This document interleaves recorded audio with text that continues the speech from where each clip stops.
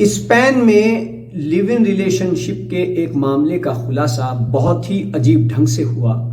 दरअसल वहां पर मार्को नाम के एक व्यक्ति पर पोलो नाम की एक महिला के कत्ल का इल्जाम, पुलिस शक की बुनियाद पर उसे हिरासत में लेती है मार्को को, और मार्को को पुलिस थाने ले जाया जाता है। वहां पर उससे पुलिस पूछताछ करती है। मार्को कहता है कि मैंने पोलो की हत्या नहीं की है। पुलिस उससे पूछताछ कर ही रही थी कि सामने नोटिस बोर्ड पर एक महिला की तस्वीर लगी थी जो कि 9 साल पहले से गुमशुदा थी। मार्को ने कहा कि देखो, मैंने पोलो का तो कत्ल नहीं किया, लेकिन मैंने इस महिला सिबोरा की हत्या की थी।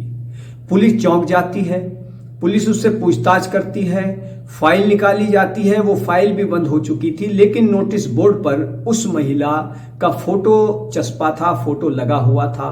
वो फोटो मार्को ने पहचान लिया और फिर उसने जो कुछ बताया वो दिल को दहला देने वाला था कि किस तरीके से उसने कत्ल किया, और कत्ल करने के बाद अब तक लाश पुलिस को बरामद क्यों नहीं हो सकी थी, कहां थी आखिर लाश, इसका भी मार्को ने बताया। मार्को ने बताया कि मैं इस महिला जिसका नाम सिबोरा, इसके साथ लिव इन रिलेशनशिप में रहता था।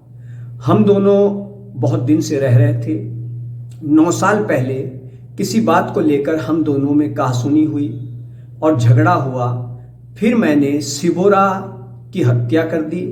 हत्या करने के बाद मैंने उसकी लाश के टुकड़ों को एक जगह पर रखा और दीवार में उसकी लाश को चुनवा दिया। खुद ही चुना, यानी उसने कत्ल किया। कत्ल करने के बाद उस महिला के जिस्म के कई टुकड़े किए और कई टुकड़े करने के बाद वहां पर दोनों तरफ दीवार खड़ी कर दी और बीच में उस महिला की जिस तरह निर्मम उसने हत्या की थी उसकी लाश को रख दिया। और इसमें हैरत की बात यह कि वो फ्लैट सिबोरा का ही था जहां पर उसकी लाश को रखा गया था।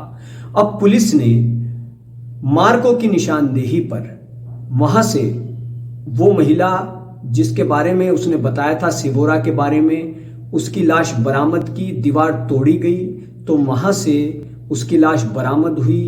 9 साल बाद हत्या का ये केस खुला।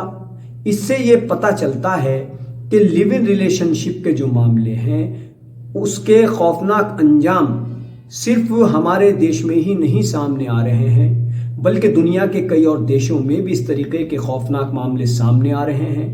हाल ही में जिस तरह से मुंबई में मनोज साने नाम के एक व्यक्ति ने अपने साथ रहने वाली, लिव इन रिलेशनशिप में रहने वाली अपनी प्रेमिका सरस्वती वैद का न सिर्फ दर्दनाक तरीके से कत्ल किया, बल्कि उसके जिस्म के टुकड़े किए, मिक्सी में पीसा और कुकर में उबाला, और उसके शव के कुछ टुकड़े कुत्तों को खिलाने का भी इल्जाम मनोज साने पर है।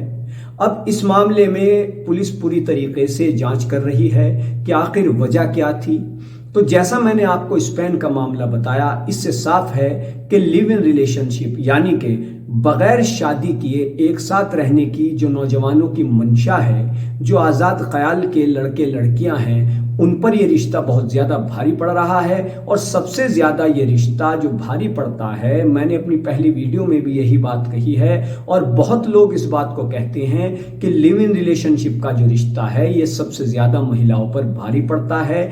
उन पर जो भारत में मामले सामने आए हैं, चाहे वो श्रद्धा का मामला हो या कुछ और दूसरे मामले हो, उसमें वजह खास तौर से एक ये सामने आई कि जब महिला ने अपने लिव इन रिलेशनशिप में रहने वाले पार्टनर पर शादी का दबाव बनाया तभी उसका कत्ल हुआ। ज्यादातर मामलों में तो यही हुआ है।